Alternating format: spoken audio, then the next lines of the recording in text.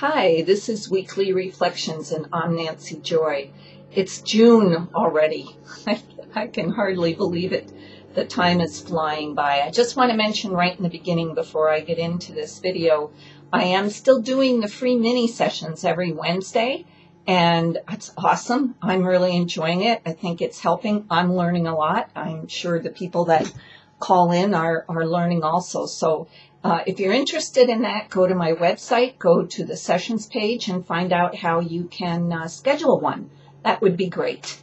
Okay, so I just feel like right now is a pressure cooker, and the flame is turned up underneath everything, personally, in the world, galactically, in nature, everything, and yet flames are transformation, and there's this huge sense of excitement that we've talked about. And what I feel has happened in 2014 is we've moved out of the sluggish 2013 into 2014, where lots of things are happening, but they're creating confusion, chaos, frustration, while underneath comes this constant frequency, this vibration of love that's very loud. Last week on May 28th was the 528, May 28th.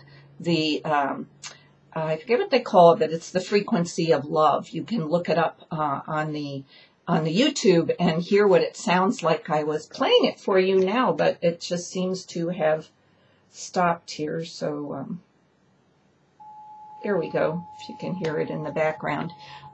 So this is running in the background all the time. It's a frequency that is.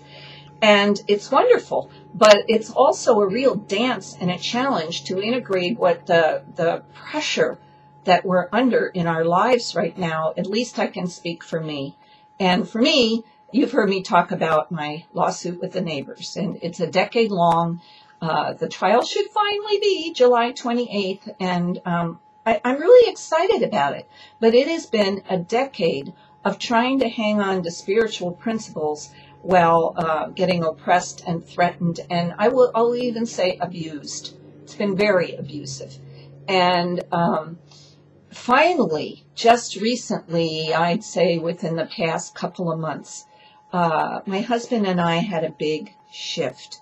We've been taking the high road and requesting mediation, and then finally, when there was supposed to be a trial last September, it would have been over. They finally agreed to mediation. Well, of course, it was just a delaying tactic. They wouldn't agree or mediate or come to any kind of compromise. In fact, they became more demanding. And this reminds me of the energy of the cabal, or whatever you want to call it, that's kind of running scared now. And so they're putting a tremendous amount of pressure on everything, on the financial realms, in the world, in the weather, in, I don't know, you name it. There's pressure in the medicines that could be healing people that haven't been released, the new technologies that are being held at bay, all that. It's a tremendous pressure.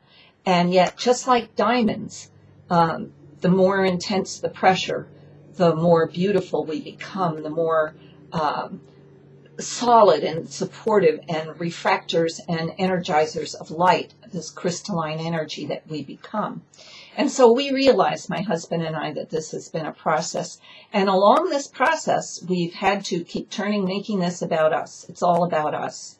Trying as hard as we can not to project it outward. But let's face it, you're going to be angry when you're abused and it doesn't stop and it never lets up.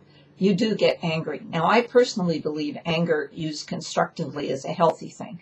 And so finally we came to the place where we're not trying to mediate. We're not trying to reach an agreement. We're not trying to make this better. We are stopping the abuse that's been coming at us. That's where we're standing in our power, and we're standing in our strength, and we're saying no more abuse. We are a microcosm of the macrocosm going on out there. And why more and more and more of us are standing up and owning it and saying no more. But it isn't enough to own it and say no more. Now we have to use that energy and that belief and that power.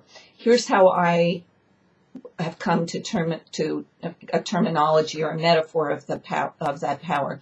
Finally, in the Bible, Jesus Christ had enough. And in his anger, his righteous anger, or constructive anger, as I like to say, he threw the money changers, the people abusing everybody with wealth and debt, out of the temples. It doesn't have a place in the heart, doesn't have a place in the spirit.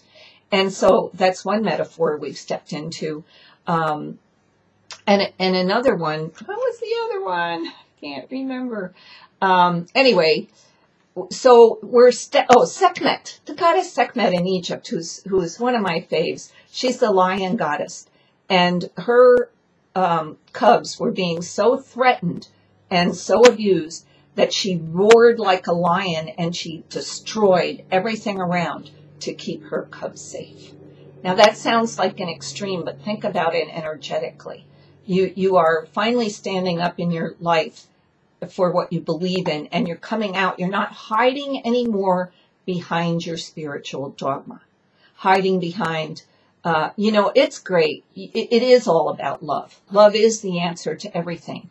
But you can't sit there in a situation and say, I love, I love, I love, when there's these emotions going on and this pressure all over you that's literally diminishing your energy. They like that. They like that spiritual dogma. They like, having you stuck there.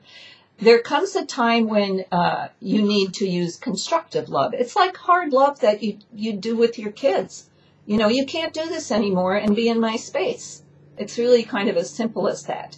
So now we've kind of changed our whole MO. We're very pretty much excited. It's not like it's not a lot of pressure. It's a tremendous lot of pressure. We've been avoiding the legal system for just the whole legal system, what that represents, the money it costs. But in the meantime, for a decade, we have spent more money avoiding than maybe if we had stepped right into this. Although I'm not complaining, there's been a tremendous amount of growth. So I'm just asking all of you this week, the lesson is, it's all about you. And where are you stuck in a spiritual dogma and not standing up with strong personal healthy boundaries and claiming who you are, the beautiful diamond, crystalline diamond that you are, and refracting all this coming at you and transmuting and changing it into love. But first, you can't change anything, as science proves. You can't change the template on a petri dish without destroying the experiment that's already in there to create the new one.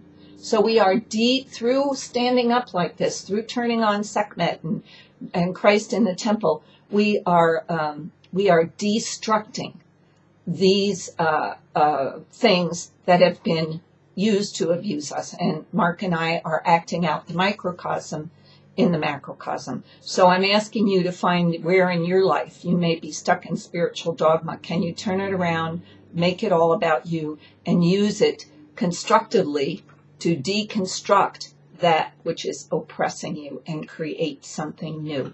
Sounds great, isn't it? Pretty exciting. I'm really happy. So all your good thoughts and wishes would be really appreciated, beaming our way, and by same token, we're beaming them out to you. So I hope you can take this and go far with it because it's very empowering. Have a great week. Dolphins are coming up. I leave in less than 3 short weeks to head down to Florida. We got a good group now of 8. There's still a space or 2, I heard, so that if you want to swim into our pod, there's room. Have a great week. Take care of who you are. You take care of who you are. Blessings. We'll see you again next week. Bye-bye.